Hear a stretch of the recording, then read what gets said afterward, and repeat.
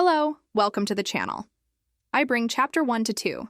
Subscribe to the channel and leave a like. Soon I will leave the link to the book for you to purchase an ebook and physical book. Thank you very much.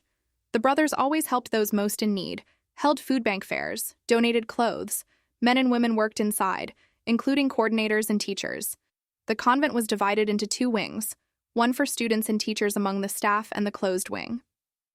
There was a cloister where the brothers were. Other professionals were not allowed to enter. Only the brothers could frequent the place. The superior priest, Brother Javier Domingos, a 68-year-old man, professed his vows in Spain, had charisma and affection for the little ones, and always wanted to help orphans, as he knew well how difficult the life of an orphan living in a shelter was.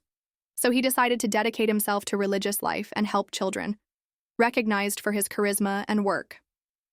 He was called by Bishop Emeritus Dom Peter to take charge of the convent of the Brothers of the Sacred Face of Jesus 30 years ago in Madrid, after the semi-dead closure of the Sisters of the Sacred Face was inaugurated.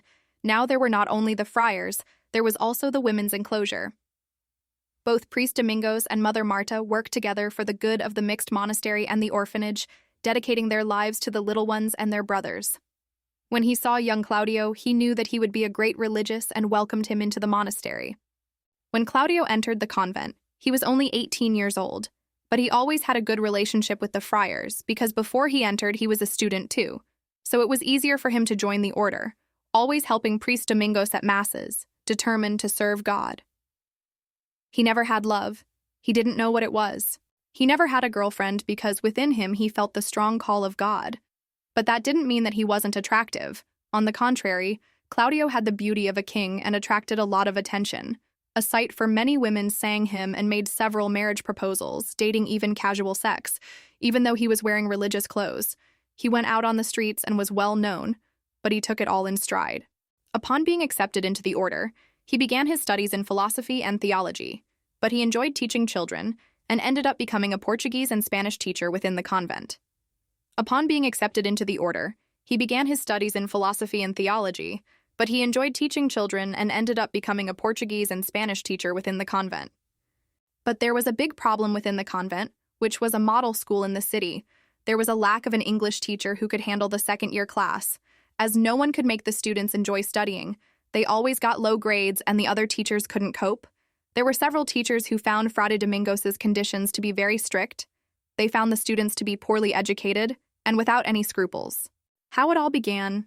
Domingos was tired and could no longer bear the neighbors' complaints about the students' lack of decorum and mischief, as they created terror in the place. But one day, the history teacher, Mrs. Candace, heard about an excellent language teacher who taught English and Portuguese. In all the schools she went to, no student was left without learning, and those who were more troublesome she managed to change them, making good students with top marks from the teaching board. They gave me great recommendations about her, Frade. You should hire her. The friar looked at her file completely, not letting the teacher finish speaking. The document had no photo, but he saw that she was an excellent professional. She had an enviable CV. He looked at the teacher and said, "You can call Mrs. Blake and tell her that you are hired. I see that you have great recommendations. There would be no reason for me not to hire her. It is an emergency case. We need to help these students. I am so tired I feel my death approaching. I won't last long here." "Don't say that, friar. We need you with us.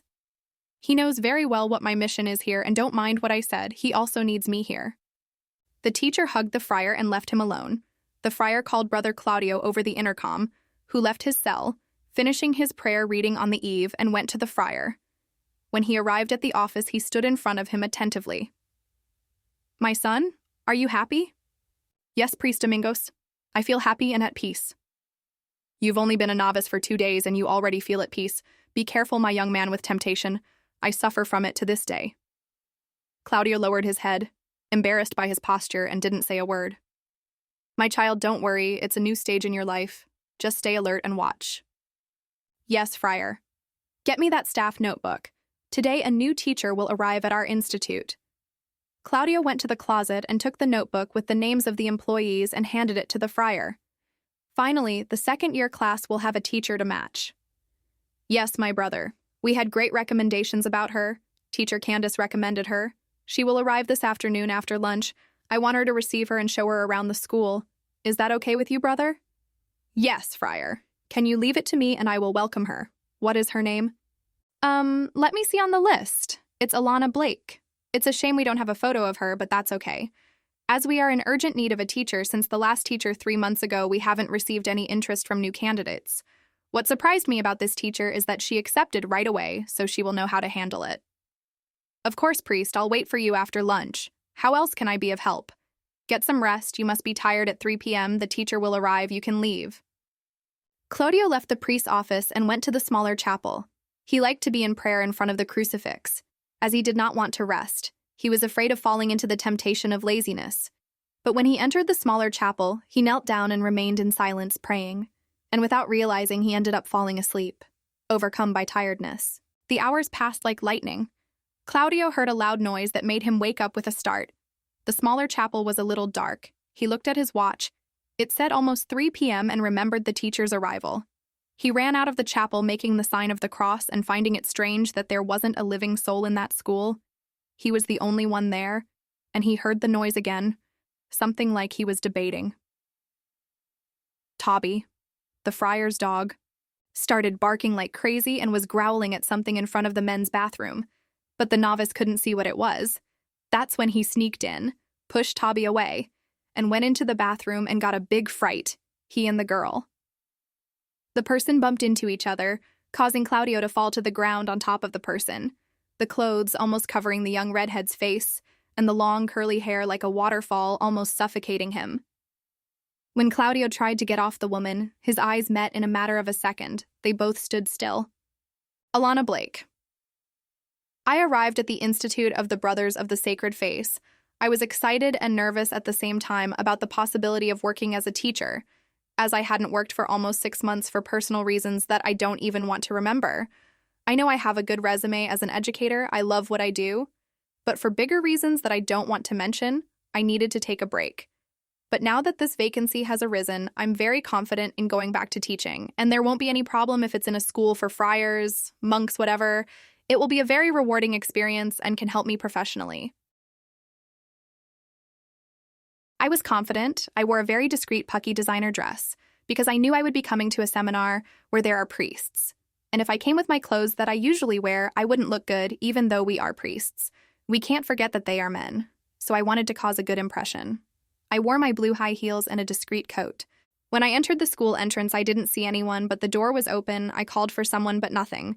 So I thought there would be no problem for me to go in and move on.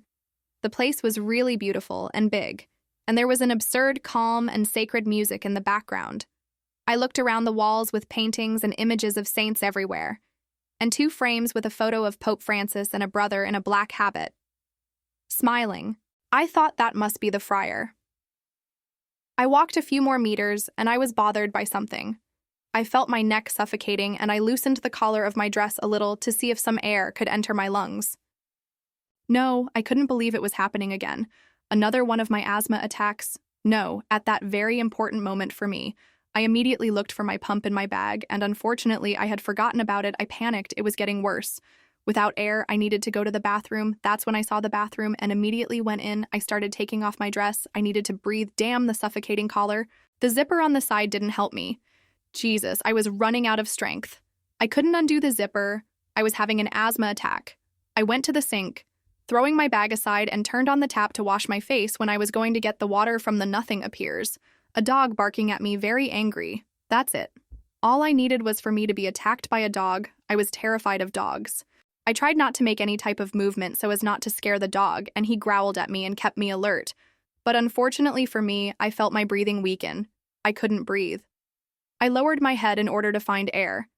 And that's when I came across with a friar, his eyes half closed and a little scared, who appeared out of nowhere and fell on top of him. I was no longer myself. I was almost fainting. I tried to move and get up, but I couldn't. The friar seemed more scared than me when I heard a high-pitched voice behind us. What is happening here, Brother Claudio? Who is this woman? But what a shame. She has practically no clothes on. I tried to get up to explain myself, and the fat security guard kept looking at us, and the dog almost wanted to attack me. Please, I'm running out of breath. Help me. When the two were about to get up, a very strange, fat woman, half man appears out of nowhere and starts shouting at me. But what a shame. Look at your clothes. How naughty. How dare you appear almost naked, here still in front of the friar. Let's go to Padre Domingos's room, shameless girl. I couldn't even defend myself. The woman was strong and pulled me with all her strength. I tried to speak, but she wouldn't allow me. I only saw that she pulled me by the arm out of the bathroom like a dog. Come on, you shameless one. I'm going to take you to the superior friar's room and you're going to see him.